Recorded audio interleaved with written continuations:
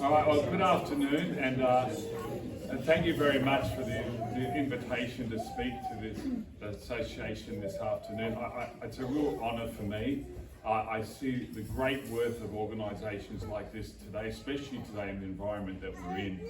And I do get frequently invitations to speak here and there, and it's to all sorts of groups. Some of them are larger, some of them are smaller, but I take every one of them very seriously. Again, as I said, it's a great honour to be with such wonderful Catholics and families like I've seen this afternoon. Now, I just asked the question before we started, how long am I supposed to speak for? And I was told basically about 30 minutes, and that's okay.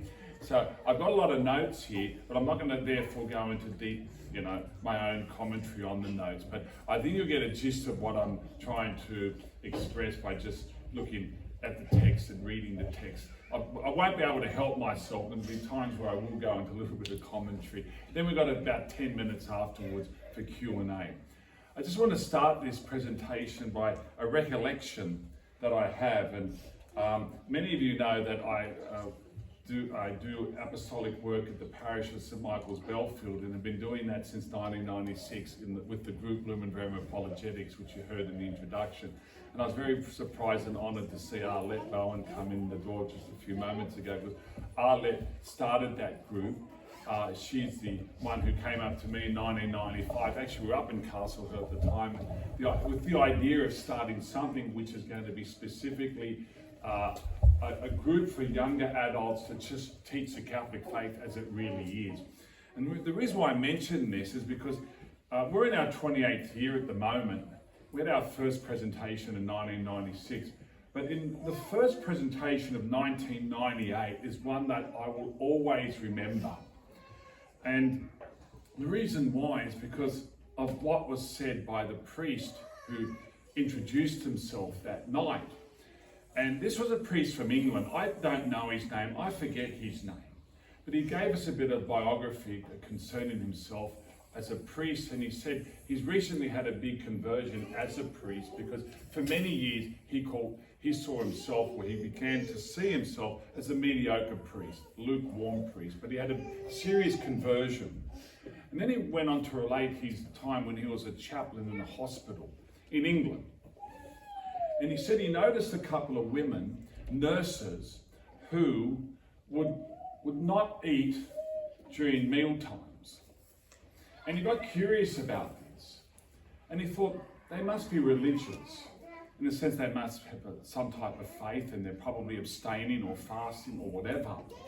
So one day he got the gumption to go up to them, sit with them and have some small talk with them. And he asked them the following question: I notice that you ladies, when we come here in the hospitality centre, you don't eat or anything during, morning tea or lunch breaks. Are you perhaps religious? Are you Christian? Are you Catholic? Are you fasting for some reason? And these two nurses responded and said, we are religious, but we're not Christian, we're not Catholic. We're actually witches, and we fast for the intention of destroying Christian marriages. Now, when I heard that, I was standing at the back, and I was just shocked. I've heard a lot of things over the years, and I just was shocked for two reasons. One, what I thought at the time, and still think now, how evil this was. And that's the first shock. And the second shock was about myself, how mediocre we are compared to them. Are we that fervent? Are we that determined in our own cause to build Christian marriages and families as they are in their determination to destroy Christian marriages? That stayed with me. I've been going to Belfield, as I said, since 1996. We've probably had over 700 talks there, Arlette, over the years, and conferences, etc. But that's one night that stands in my mind that I recollect probably for the rest of my life. Yes, the devil wants to destroy the family, because the family is the ordinary means through which God wants to perpetuate the human race and to pass on the gospel, the good news of our Lord Jesus Christ, from one generation to the next. It's how the church is meant ordinarily to be built and expand throughout the world. So it's obvious that the devil, through whatever means, wants to frustrate and destroy this natural institution. The family is a fundamental building block of society, as we know, and it precedes the state. And that's very important to say that. The state exists for the benefit of the family, not the other way around. And that was one of the great tragedies of the 20th century when you look at totalitarian states, like we saw with Nazi Germany or like we saw with Soviet Russia, where the state exalted themselves as the priority and that everyone else, citizens and families, parents and children, were orientated to serve the needs of the state rather than vice versa. We also know that it is through the family, that it's through a family, the Holy Family in particular, that the incarnation took place. This great mystery. It was through a family that God came into the world to join the human race, to become a member of the human race, and to effect the redemption, the salvation of the human race. The greatest event in the history of the world occurred through a family. Now, marriage and family today is under enormous stress. It's in a great crisis. And I'm going to read to you two statistics that I have garnered. One from a website in the United States called CARA, which is based in Georgetown University in Washington. And these are the official annual statistics published about the state of the Catholic Church in the United States. This relates to marriage. The stats are enormous. Reams of stats about everything. Religious, priests, deacons, permanent deacons, parishes, schools, whatever, hospitals. And when you come to marriage, it says this. You can track the stats from 1965 onwards, right through to 2021. In 1965, when the Catholic population was probably just over 40 million in the United States. In 1965, there was 347,179 Catholic marriages in that country. Just say round it off, 350,000. In 2022, with the Catholic population around 75 million and ex-Catholics over 30 million, in 2022, the number of Catholic marriages performed in the United States was 98,354. You can work out the percentages, the collapse there. And it's been particularly bad, precipitous in the last 10 years. It's just the same on a worldwide scale. I've got this stat yesterday. Just a couple of days ago, the Vatican published its annual yearbook statistics. Again, statistics about every aspect of the church life around the world. In 1991, this is official Vatican stats. 1991, there were 3.8 million marriages in Catholic churches worldwide. 3.8 million. 30 years later, 2021, this number had dropped to 1.8 million. Less than half. What's going on? Why? I don't need to tell you. But fundamentally, for whatever reason, I think first of all, this is the triumph of the sexual revolution in the hearts and minds of successive generations. Younger people are no longer seeing the need, the purpose, the value, for whatever reason, even spiritual value, material value, human value in marriage. And they've swallowed lock, stock and barrel the ideology of the sexual revolution, which they received through mass media, social media, whatever. And we are not up to the challenge in pushing back and reinforcing in the minds of successive generations the value and the need for marriage and hence children in marriage. Pope St. John Paul II in Perth in November 1986 said the following: "As the family goes, so goes the nation. so goes the whole world in which we live. And we can add to this great quote, so goes the church. We know there's problems in the church. We all want to see things turn around. We all hope that maybe the Pope does this, the cardinals do that, and the archbishop and the bishops and the priests do whatever. And lay groups do something. But whatever we do, it's never going to turn the ship around unless the family recovers. Religious vocations, priestly vocations, whatever vocations are all dependent on the vocation to marriage. And if marriage continues to decline as it is, it's not just society that's going to suffer, the church is suffering. And we are seeing that and we're living in that now. And it's just some generalities. That was the introduction. Okay. All right. Some generalities about us as human beings. Human beings were social beings. We all know that, that's a given. By nature, we are social, and by nature, we need companionship. There's very few souls in the history of humanity, and even the history of the church, who can be hermits. Okay? I'm Lebanese Maronite background. I've got a foot in both camps, one Maronite, one Roman church, etc. And in the Maronite church, we celebrate St. Charbel Macluf, who was a hermit for 23 years. He lived in basically a stone hut on top of a mountain covered in snow, sleeping 2 hours a night with a pillow made of wood, eating what was left over by 3 other monks who received leftovers from the main monastery. Okay? So he got double leftovers. There are very few souls who can live like that. He'd been a parish priest for 15 years before he was a hermit.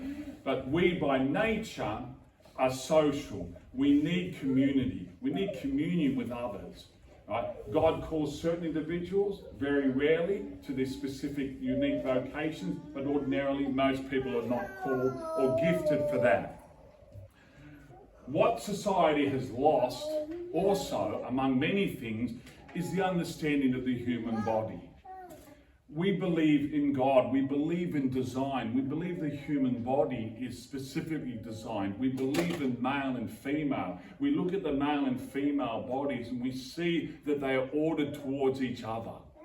That's what John Paul II called in Theology of the Body, the nuptial meaning of the body. When we look at a male body, we look at a female body, whether apart or separately, we see that they are created and designed, they are ordered for each other. We not only have forgotten that, we reject that. And that we see that rejection in transgenderism. We determine for ourselves what we will be. Transgenderism essentially is a revolt against God and the natural order of creation as He has ordained it. And that's the crisis we're in today. But the nuptial meaning of the body speaks about a great privilege that we as human beings are called to participate in God's creative power. That's something incredible. That's something exciting. Human beings don't just pop into the world from nowhere. I mean, angels were created specifically by God and directly, and each angel is a separate species because no angel is derived from another angel. But with human beings, all human beings are derived from parents. And those parents are co-creators, and this is a great privilege where we co-create, and God has given us this privilege to be co-creators with Him. And again, this is something we don't appreciate anymore, and we strive to resist, if not attack, through the contraceptive mentality. God is in conception. God is not in contraception. When we talk about contraception, it's really contra God. We're pushing Him out of the picture and saying, we don't want to be co-creators with you. We determine for ourselves when we will create. When we look at the human family, we see how it's reflective of the Trinity. Because we have one, the Father, who eternally begets another, the Son. And the Son is an icon, a reflection of the Father. And there's a mutual relationship between those two persons that generates a third, the Holy Spirit. It's on that model that the family is based. And only a heterosexual family reflects that model. Because there's no fertility, there's no fruitfulness in a man and man relationship, woman and woman relationship. That fruitfulness, that fertility, that reflection of the Trinity only exists in a relationship, a marriage, which is male and female. Marriage and family is also a perfect society. And what do we mean by the term perfect society? Perfect society is one that has a head, a leader. And St. Paul talks about this in Ephesians 5. And if I'm not controversial enough already, St. Paul talks about headship being resting with the male, the husband, the father. And that can be very irksome to so many good people, so many good Catholics even, so many female good Catholics.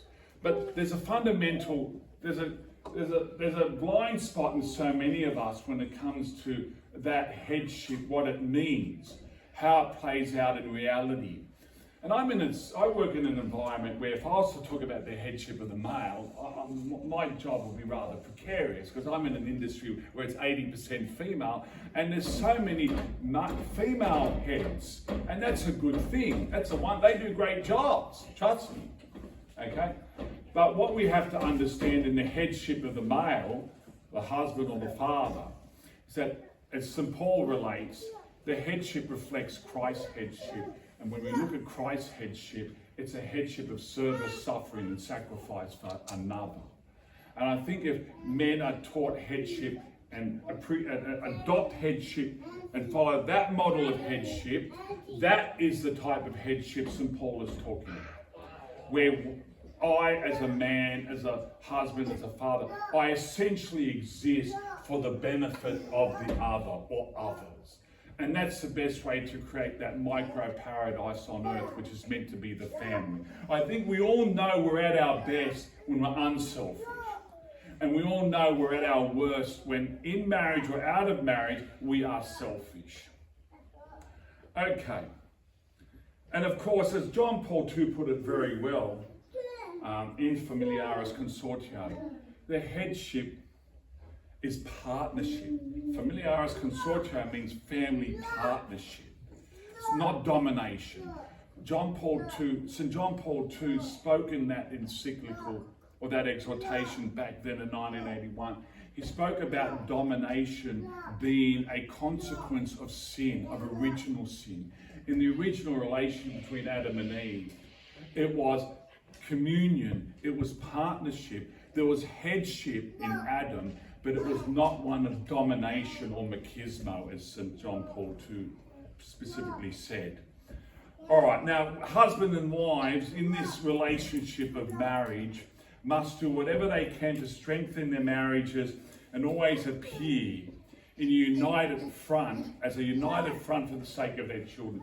One of the signatures, fingerprints of the devil, Diablo, diabolos in Greek, means the divider. So wherever you see division, that's the fingerprints of the work of the devil. We see that in humanity. We see that in the family. We see it in divorce. We see it in estrangement between parents and children, between siblings. We see it in the church. In the history of the church, over 2,000 years, one of the great plagues in the life of the church is division, schism. And that's never a good thing. And that again is a consequence of somehow the devil working through instruments, human beings, wittingly or unwittingly, to cause this division. And we as parents have a fundamental obligation never to allow that division into our own families. Always strive for that unity in front of our children, because you know what children are like. That if mum says no, I'll go to dad. And if dad will say yes when mum says no, and vice versa. And that tension arises. So it's our endeavour to always put on that united front. Threats to the family. I noticed in your literature you mentioned one of your objectives is to promote the various writings of St. John Paul II, etc. And another one is called Letter to Families from 1994. And John Paul II said in that one, this is in paragraph 2, at a moment of history, he recognized that at a moment of history in which the family is the object of numerous forces that seek to destroy it or in some way to deform it. It's 1994, it's nearly 30 years ago. Many of us are old enough to remember 1994 as if it was the other day. We know that in 1994 things weren't great, things weren't good at all. They're far worse now than they were in 1994. When I was a teacher at St. Charles College for 15 years, from 1990 through to 2005, I never once mentioned transgenderism. I probably hardly ever mentioned gay marriage. I would have mentioned homosexuality or lesbianism. It wasn't at the forefront as it is now, or as it has become. These are some of the things that I'm sure John Paul II had in mind, and all these movements, these currents in modern society, in one way or another, are attacking the family. And we use that language, undermining the family, dividing the family, dissolving the family, whatever. You look at our modern media. Let's look at the conservative press in this country. The Murdoch media, the Australian, the Daily Telegraph, just here in Sydney. This is the conservative media, all right? This week alone, I saw in that newspaper a story promoting the lesbian relationship between Australia's most famous female soccer player and her partner, kissing passionately together, promoting lesbianism. Alan Joyce, there's a story about him and his husband purchasing a new property somewhere, flash new property somewhere, promoting homosexuality, gay marriage. Another story about a couple who have an open relationship and they celebrate the fact that they both have the freedom to have multiple sexual partners. And this is in a conservative organ, conservative newspaper, or one of the more conservative ones, celebrating these things as if they're totally normative. And how did we get to this situation? A slow transshipment, right, psychological, whatever, over decades. We have been moved by media, mass media, or whatever forces, overt, covert, whatever, to accept these things now as normative. Fornication is normative. We used to call it living in sin. That's when I was in primary school. Then we called it de facto relationships when I was at law school. And now we call them partners. Everyone is a partner. Adultery is celebrated. I remember back a few years ago, we had celebrity divorces. Karl Stefanovic. I mention these names because they are public. I'm not revealing anything private, it's out there. Karl Stefanovic, 21 years married. So what? Flick her off, get another woman, celebrate it as a good thing. Wayne Bennett in rugby league, flick off his wife of 42 years, go hitch up with some blonde bombshell from Newcastle. Okay, celebrate it. Right? And politicians, we saw it with certain politicians who entered Parliament, the Senate or the House of Representatives, who have been deputy prime ministers or ministers. And I've had one of them speak at University Catholic Chaplaincy. They went in as Catholics, and they're no longer Catholic, really, their lifestyle. They become more liberal than Catholic, more Labour than Catholic.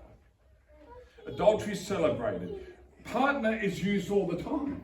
We don't speak about husband and wife. Once I was on the phone with someone and he said, "What's your partner's name?" This was maybe talking to Telstra or something. And I said to him, nicely, I said, I don't have a partner. I have a wife. I'm in a marriage, not a business. That's what I said to him. He said, and he apologised. Because I was nice to him. I wasn't angry. I wasn't, letting off any steam. But, this term partner is used so we don't offend everybody. It's a catch-all term. It's generic. It's inclusive. But I'm not in a partnership. It's husband and wife. It's a marriage, which is also a partnership. But specifically, it's a marriage. We've surrendered when we just accept the term partner. Contraception, sterilisation and abortion strikes at the very purpose of marriage. No more needs to be said. Pornography denigrates the human person, reduces them to simply a product, an object for our lust.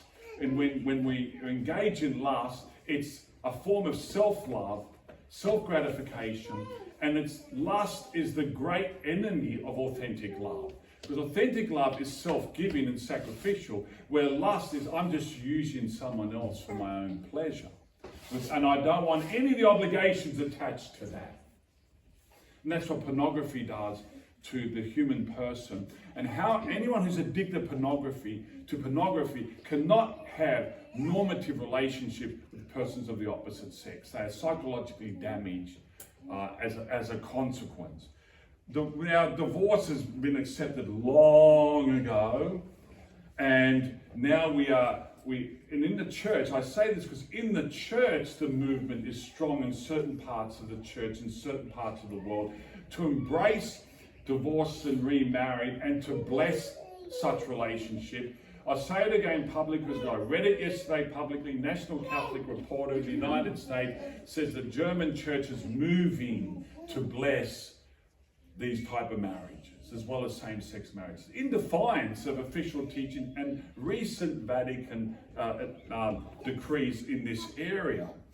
Of course, euthanasia is also a type of attack on marriage, because it's an attack on a member of the family, because when you look at the whole inclusive purposes of marriage, it's meant to support everyone who's a member of that family, right from conception to natural death. And when we're not supporting people to the point of natural death, we're again reducing them to a product which can be dispensed. Those hordes of young people today who, for whatever reason, are not marrying and not having children, but they're engaged in just their own, unlimited free sexual activity, they're going to sadly pay a price for that in the long run. And that is, they will not have loving family members at their bedside when they are leaving this world. When you live selfishly, you die selfishly, meaning you die alone. And euthanasia is a product of this selfishness, where we do not want to walk with the person who's aging, who's suffering, who's becoming decrepit. We just want to bump them off. When's the old bird going to fall off the perch, and they're looking towards the will and what percentage share they're going to get in the will? All right. Polygamy, polyandry, polyamory. Well, we all know what polygamy is. Okay, one man having multiple wives. Polyandry, one woman having multiple husbands. This is happening in Australia already. It's happening in the Islamic community in Australia because it's part of their creed. It's part of naturally what they believe. A man is entitled to 4 wives at a time. And it's happening, but I'm not so concerned about that as I am concerned about the fact that this is going to be demanded in mainstream Western culture by non-Muslims eventually. And polyamory is already being pushed. Polyamory, I can enter into multiple relationships at the same time. If love is love, then that slogan can be applied to any relationships. Love is love. I can be married to multiple women at the same time. Or worse, that's polygamy. I can be married to multiple men and women at the same time. I can have 2 or 3 partners and of multiple sexes. I went to a retreat center the other day and I saw a sign, toilets, male and female, and I got worried. I said, where are the other 63 Facebook genders going to go? There's only toilets for male and female, So, I can marry. Polyamory is going to mean I can marry multiple men and women and transgender people all at the same time, and this is coming. Pedophilia is going to be one day accepted as normative, and we're going to be apologising for persecuting pedophiles in the future. 30, 40 years from now, I guarantee you this is on the chopping, this is coming. And this is how they'll bring it in. If Robert Haddad at my age has a relationship with a 14-year-old girl now, I'll be put in jail for pedophilia. They used to call it cardinal knowledge. But then someone's going to turn around and say one day, if I'm going to be an advocate for pedophile rights, hey, Joseph was probably twice the age of Mary. Mary was only 15. And Robert both of your grandmothers and your wife's grandmothers, and this is true, both of my grandmothers 100 years ago, and my wife's grandmothers married at 14. So we're not bringing anything new. We're just bringing back what used to be accepted, but Christian rigorism drove it out. They're going to bring in pedophilia. They're going to bring in adult relationships with minors and make it normative and acceptable. Incestuous relationships will likewise be embraced as normative. I watched 60 Minutes once, Channel 9, and the special program they had, they interviewed two couples. Brother and sister, incestuous relationship. Father and daughter, incestuous relationship. I was waiting for the critique. It never came. It was basically putting it out there and preparing the way to normalize these type of relationships, because love is love. If love is love, we shouldn't put any obstacle to any form of relationship. These are all happening, and the next one, dare I say it, will be bestiality. I mean, we're already marrying trees. Why not animals? If love is love, all these in a cumulative way, undermining, distorting, destroying the Christian concept of marriage in the minds of Western peoples, of peoples across the world. Of course, I mentioned contraception, of course, just very briefly. I was at a talk again at Belfield many years ago. This professor spoke about how contraception led to economic breakdown in the 70s. I was fascinated by it, because when contraception was becoming widely available from 1960 onwards and post-1968 and the early 70s, what did that mean? That I can be married to someone, we can limit the births, space the births, whatever, but through contraceptive means, illicit means. My wife can be more in the workforce for more years, earning more money. We have less children, we have less expenses, we can afford to go to those auctions and bid up the prices for real estate. And that's what's happened in Sydney. And that's the economic distortions that come as a consequence. One, I would just like to mention that, but families are under enormous stress today. Who can be on normal wages and buy homes in Sydney? Everyone in Punchbowl now are millionaires. The dump shack is 1.4 million in Punchbowl. How can ordinary young people afford this and live in Sydney? What pressures this puts on marriages? Why young people are scared of marriage and having children, and a lot of children, because they can't afford it. And one reason they can't afford it is this has all been driven in one remote way that's unseen by so many people, was contraceptive use. All right, inalienable rights of the family. Pontifical Council for the Family, Charter of the Rights of the Family, 1983. What are our rights as family people? Probably think this is not so important here in Australia, but our introductions mentioned that our rights are slowly being whittled away, and in other states in the 20th century they were totally taken away. What are some of our rights? All persons have the right to choose their state of life. Marriage can only be contracted between persons who give their free and full consent. That's a given in Australia, that's a given in Christianity, but not all mainstream religions is that a given. The spouses have the right to found a family and to educate their children. Found a family, how many children? If I was born in China, communist China, a 30-year period where I was told I could only have one child, where that same state would tell me how that child would be educated.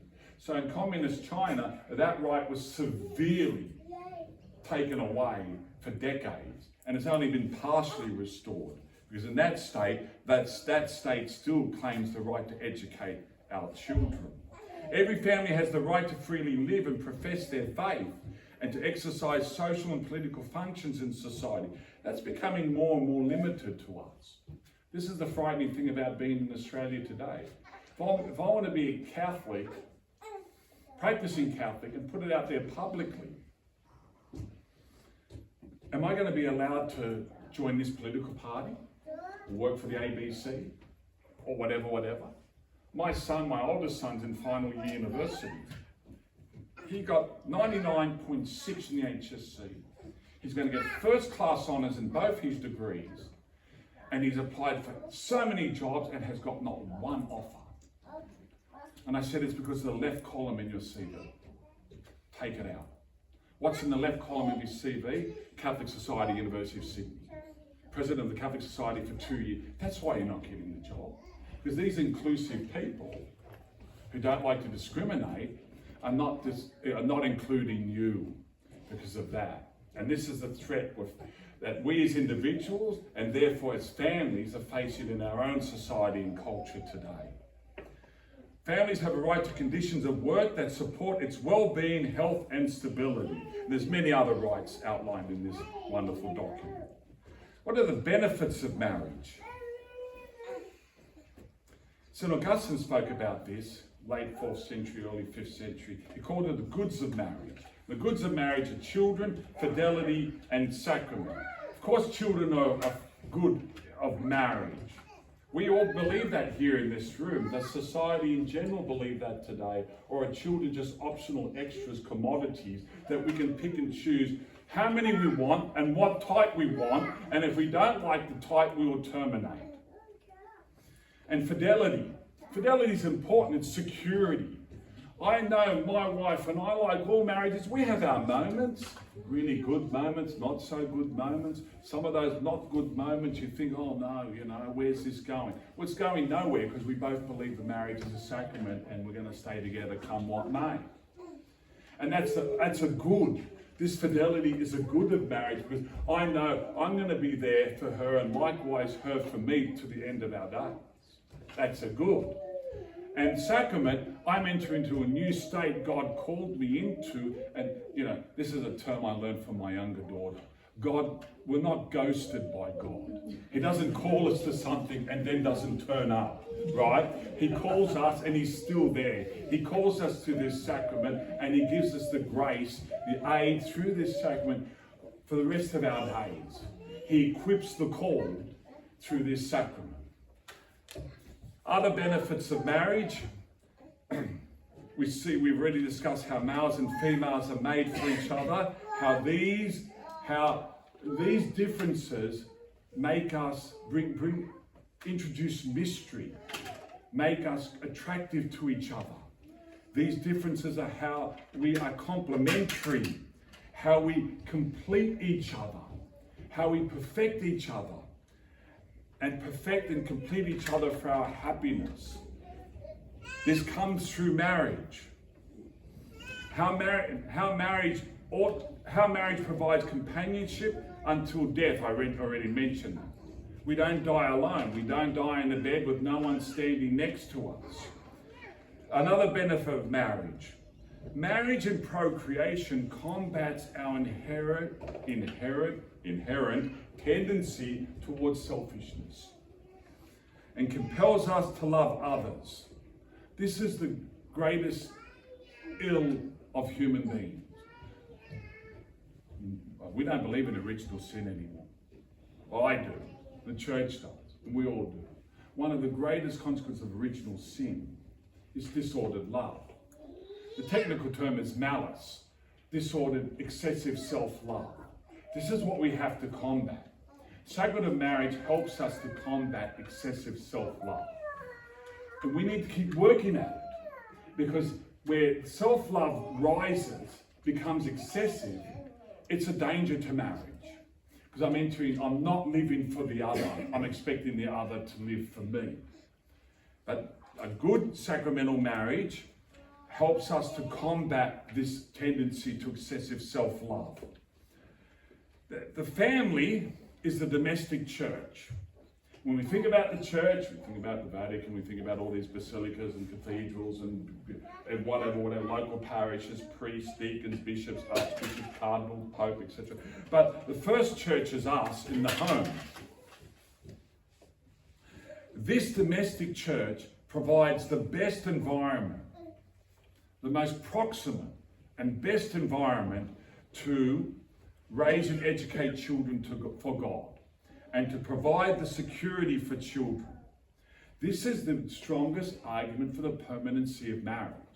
Why God ordains marriage and ordains that it be permanent until death, in order to provide the best environment for the upbringing of children. Upbringing of children for God in the faith, obviously, first of all, but in general, the natural upbringing and welfare of children. Because children, by their nature, are completely helpless for many years, unlike most other animals in the animal kingdom who are created with instinct rather than intellect.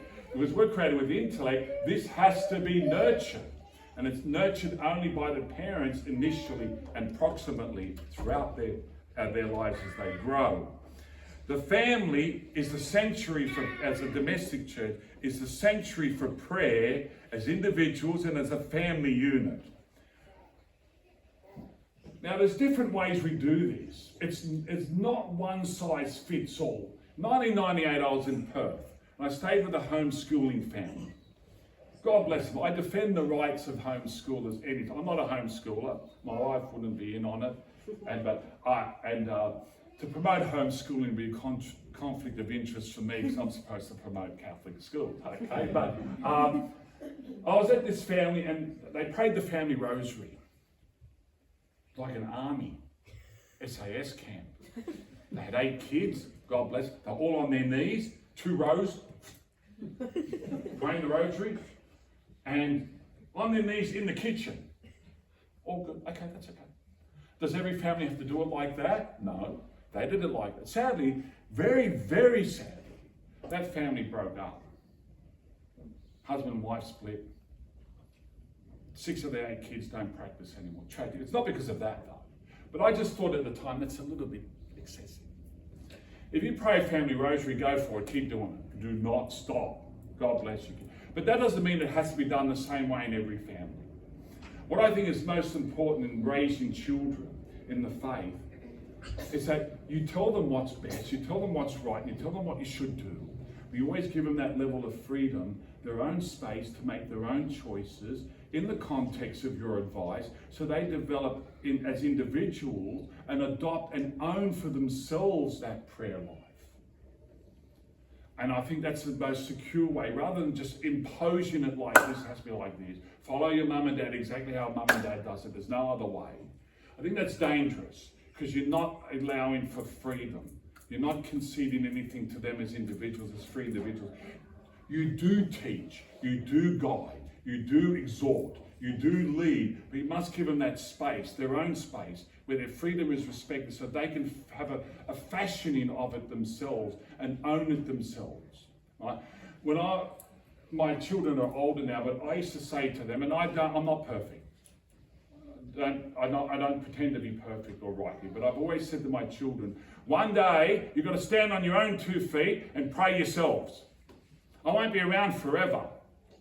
I don't know if I used that loud voice, but I won't be around forever.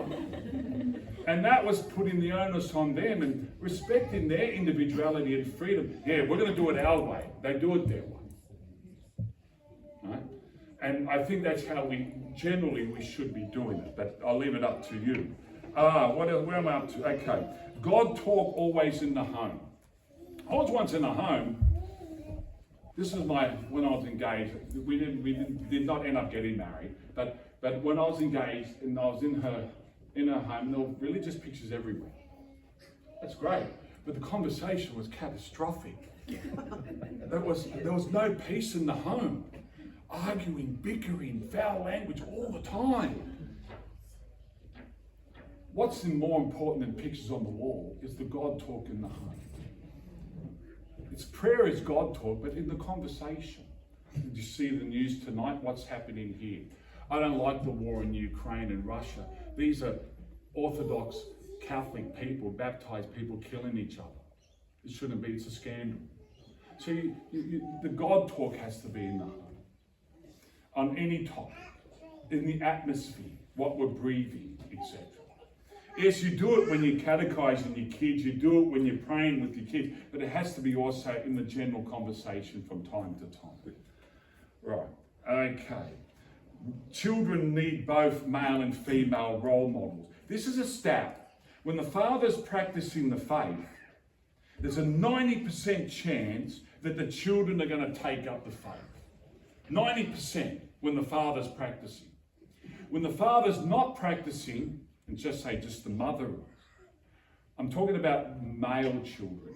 I should have mentioned that. If the father's not practicing the faith, it's only a 17% chance that the male children are going to take up the faith. Realize that. Lock that into here as parents. Faith is more caught than taught. That's a fact when we look at a stat like that. Parents, we should be not just the first catechists, we should be the first apologists. Meaning, we've got to not just teach our children what's right and wrong. We have to explain to them the reasons why things are right or wrong. They're going to go into hostile environments. I worked in a hostile environment. I'm not talking about Sydney Catholic schools, I'm talking about the University of Sydney. Right? I worked at the University of Sydney for 6 years, full and part-time. That is a very hostile secular environment, and the same for the other secular universities. We have to prepare our children, not just with the Baltimore Catechism or the Catechism of the Catholic Church, do that, but we have to give a reasoned explanation. So when they go into these hostile environments, they have some armory, and if they don't have the answers, at least they know where I can find the answers. And that's the same when they go into the workplace. My second son has done some internships.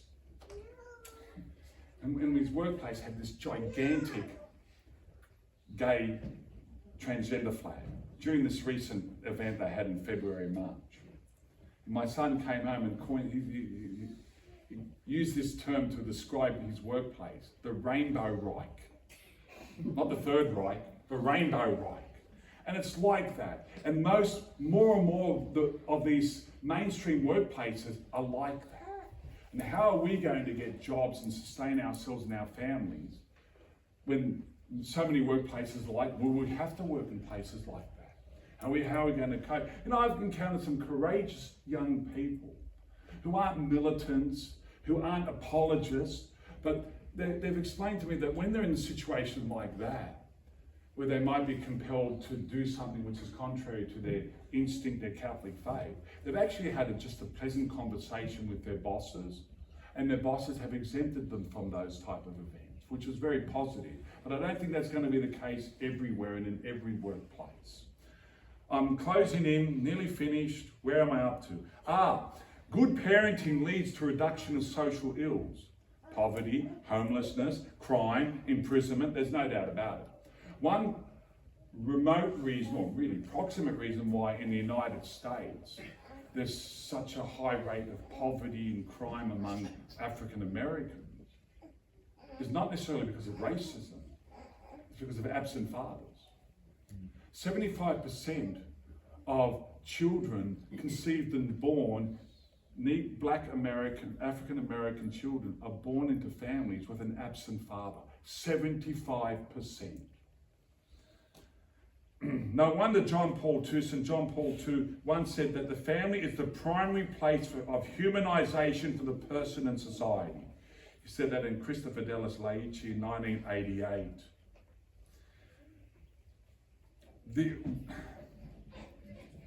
Now, of course, as parents, we have the obligation not to be too materialistic, not to be so overtly ostentatious in our materialism, not to instill in our children the priority of material gain without any reflection or desire for spiritual gain. And the second last point here is that patience is needed when your children go astray. 20 years ago, I was giving a talk in New Zealand, and a mother came up to me after the presentation and said, look, I've got this real problem with my daughter. She's just not going to church. She doesn't practice the faith anymore. She said, what do I do? What a huge question. The first thing that came to mind, and it's probably come to your mind, is the model of St. Monica. 16 years she had a wayward son, Augustine, from 17 to 33, and he went into all sorts of things. Multiple de facto relationships, successive de facto relationships. Had a son from one of them, Adeodatus. And then he was in Manichaeism, a heresy, and he was a militant in heresy for some time as well. All St. Monica wanted for Augustine is that he get married to his mistress and start going to church. She prayed, she prayed, she prayed, she prayed, she sacrificed. She spoke to St. Ambrose, it was a bishop, we don't know if it was St. Ambrose, but the bishop said to her, don't worry, in the end your son will be saved because you've shed so many tears, there's no way a son of so many tears could be lost. Now, what did St. Monica get for her prayers? Her son came back to the faith. Her son never married, but he became a priest, and he became a bishop, and he became a doctor of the church, he became a father of the church, he became a saint, he became all these, the greatest theologian in the Western church up until the time of St. Thomas Aquinas. So those prayers came through. Not necessarily what she was asking for, but patience is necessary for us. And I would suggest that if any of our children go astray for whatever time, the link that we must always maintain are two links. Just keep loving them, keep talking to them positively. Don't get angry at them. Don't shout them into the faith. Don't anger them into the faith. Just live the model life. Be loving in all your conversations and keep praying for them. And I guarantee you that will work in the long run. As a final thought, the parable of the prodigal son. It's really a parable about family and the importance of family. And how family, I should mention the title of the talk, family is the only way. And it is. When we dissolve the family, there's no way left for society or the church. But the prodigal son is really a parable about the family. That younger brother basically said to the father, hurry up and die. I want my share of the inheritance now means when are you going to die? Hurry up. So the father gives it to him, he does what he wants. He goes into a foreign land. And a Jewish person listening to this parable would have been shocked because he leaves the territory of ancient Israel. So he's gone to the land of the Gentiles, shock horror. And then he ends up working in a mud pit with the pigs. And then you know they're unclean animals. So in the mind of the Jewish audience, this younger son had fallen into the absolute pits of the worst of the worst. But he could only come back because there was somewhere to go back to. He first thought the way God worked on him, enlightening his conscience, okay, I will be better off as one of the servants in my father's house. I'll eat better, I'll sleep better as a servant, so I'm going to leave this place in the mud pit and the straw. But really what he was going back to was a family. You could only go back because he had a good family, a good father, a good model. And it was because there was a good father that the son could be restored to physical and moral safety, etc. All right, I'll finish there. Thank you and God bless.